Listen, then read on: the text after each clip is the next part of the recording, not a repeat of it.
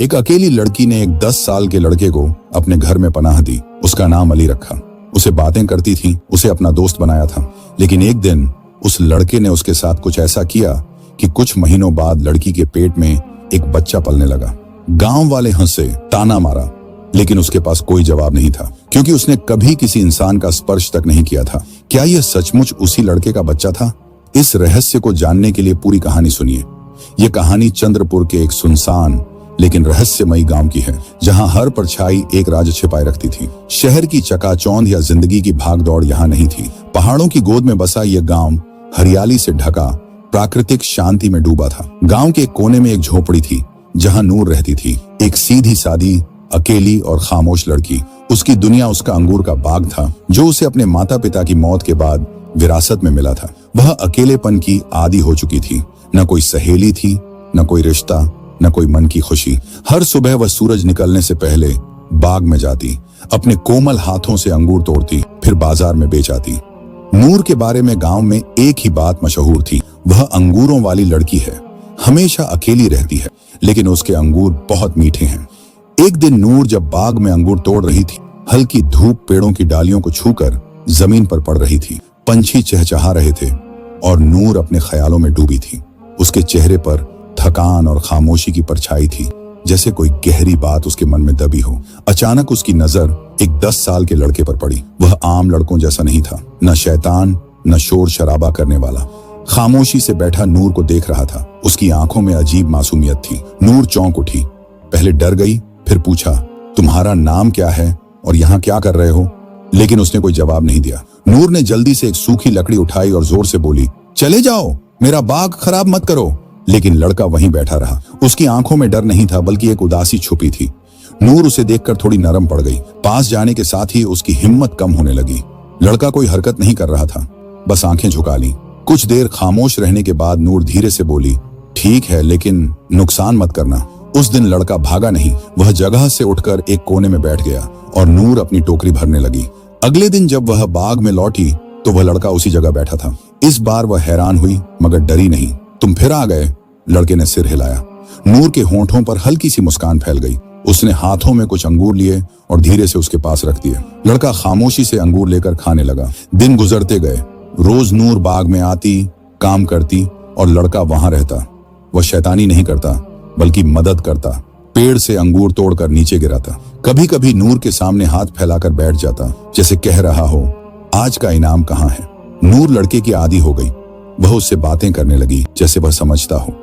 काश मेरी माँ होती, उसकी तरह तुम भी शांत स्वभाव के हो। लड़का सब सुनता, आंखों से जवाब देता, कभी सिर हिलाता, कभी आह भरता। नूर उसके साथ सुकून महसूस करने लगी। कुछ हफ्तों बाद एक दिन बारिश शुरू हो गई। नूर दौड़कर अपनी झोपड़ी की तरफ जा रही थी। अचानक पीछे मुड़कर देखा तो लड़का बाग में भीग रहा था। उसी पल उसका दिल टूट गया। वह दौड़कर वापस गई और बोली, मेरे साथ क्यों नहीं आए? लड़का गीली आंखों से उसकी तरफ देखा, जैसे उसके वजूद में कोई राज छिपा हो। नूर ने उसका हाथ पकड़ा और बोली, चलो मेरे साथ घर चलो, तुम अब अकेले नहीं रहोगे। लड़के ने खामोशी से उसकी बात मान ली। अब नूर की झोपड़ी में अकेलापन नहीं था। लड़का उसके साथ रहता, कोने में बैठा रहता।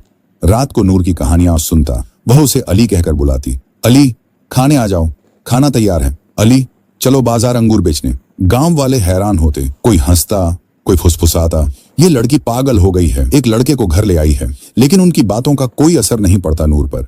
वह अपनी दुनिया में खुश थी, जहां अली, बाग और दिल का सुकून था। एक रात नूर अपने बिस्तर पर लेटी थी। बाहर ठंडी हवा चल रही थी, अंदर मिट्टी का दिया जल रहा था। अली कोने में बैठा उसे देख रहा था। उसकी आंखें नम थीं, जैसे कोई रहस्य छिपा हो। नूर बड़बड़ाई, तुम मेरे साथ रहोगे, है ना, हमेशा? अली ने सिर हिलाया। नूर सो गई।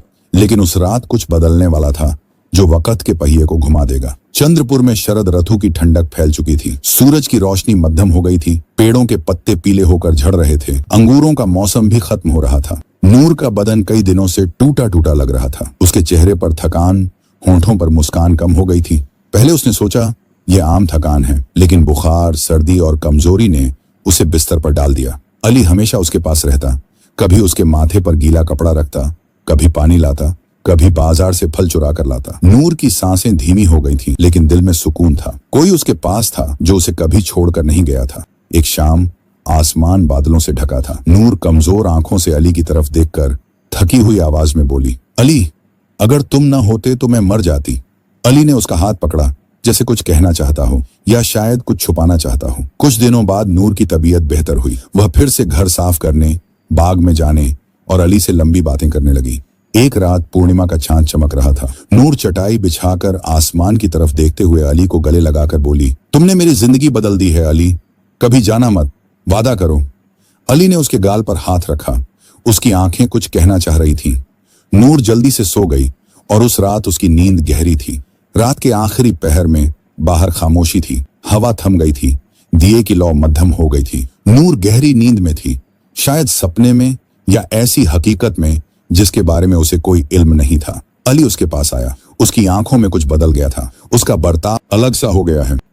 उसने नूर के माथे पर हाथ रखा, फिर कुछ ऐसा किया जिसका नूर को कोई अंदेशा नहीं था। सुबह नूर की आंखें खुली, बदन थका हुआ लग